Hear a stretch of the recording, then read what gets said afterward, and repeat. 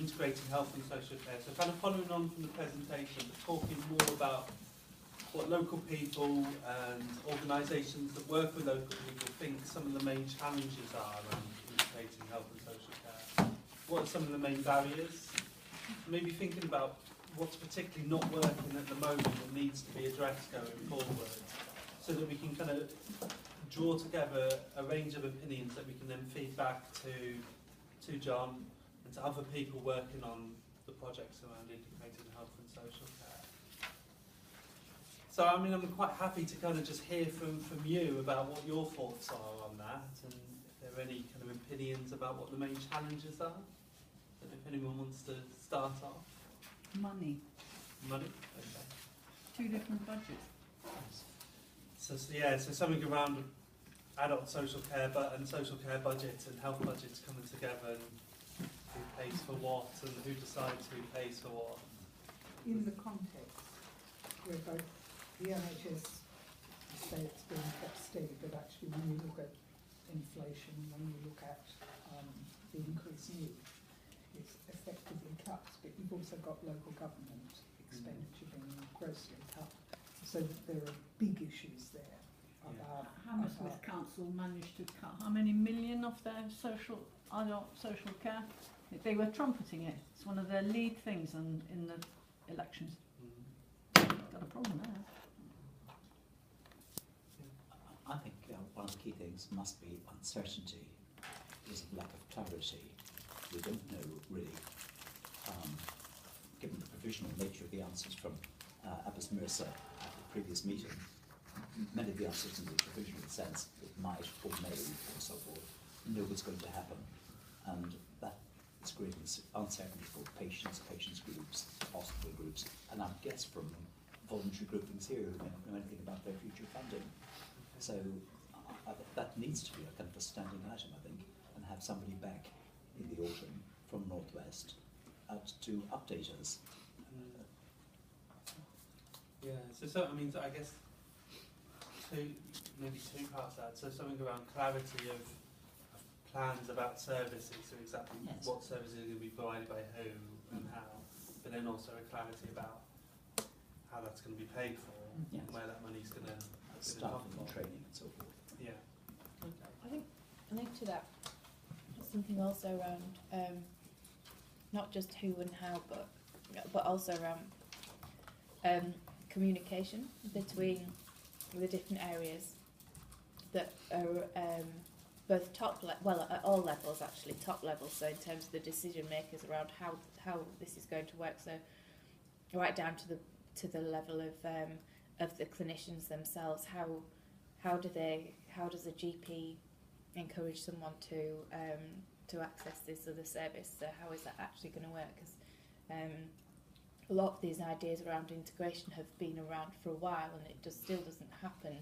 And part of that is systems and communication, I think. So just clear methods of that actually happening in practice. Yeah. So there might be something about I think maybe about asking them about have they learned the lessons from the past as well, about when it hasn't worked and tried to do it before.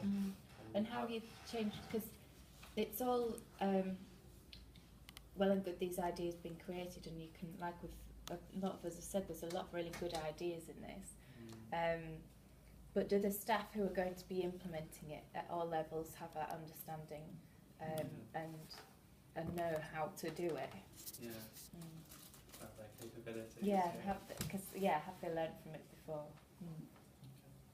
One suspects that in practice, as ever, if you have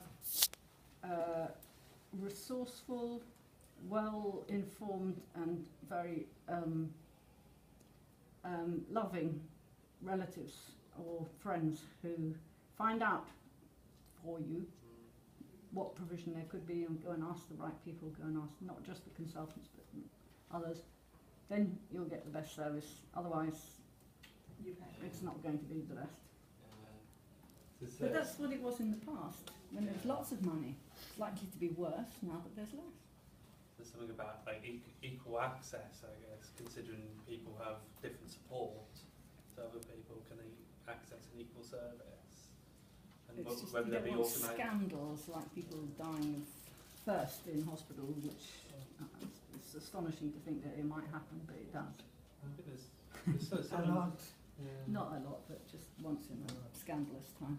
but I think there's something we've had discussions about, and about the role of advocacy groups in ensuring that as well, for kind of, especially for vulnerable groups, and you know the role they can play in making sure people have access to the right But services. unfortunately, they've got no money, so there's very few of them around. Yeah. So it comes back to resources again, yeah. But could I suggest that one group in particular needs to be looked at by Healthwatch? That's people in the mental health field, simply because the cut in the NHS on that field has been far more drastic than in any other part, and that leads into poverty, into ethnic, into gender and so forth. Criminality. But it really is a field where people where treatment is getting better, where services were improving from a very low base, I suddenly find all the services are cut. I think that needs to be looked at as a specific item as to what's happening across West London, what their plans are. Well, on that, we do have a separate mental health project group that meets, and there's a date in the newsletter.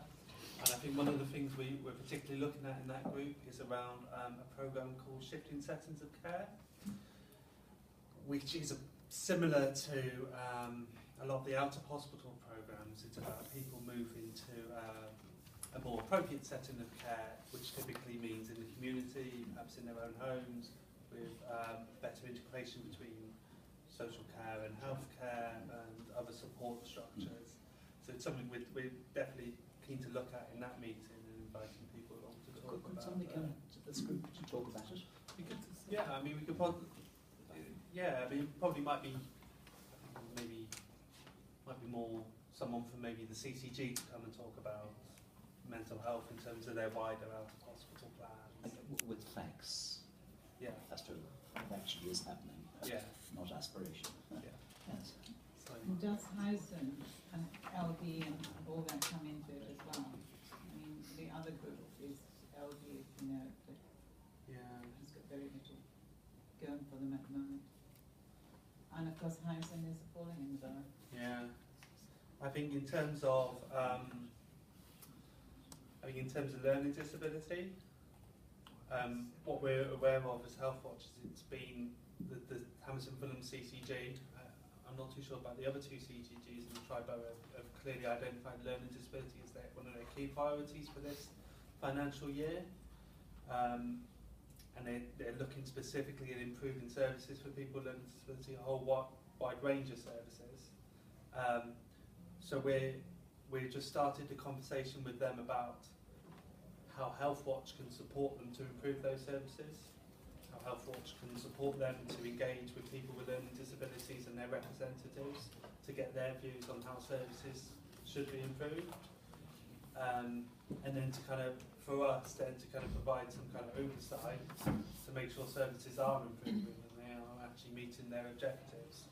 So I mean, you're right, learning disability is another one of those groups that's typically been underserved and misserved by health services in the past.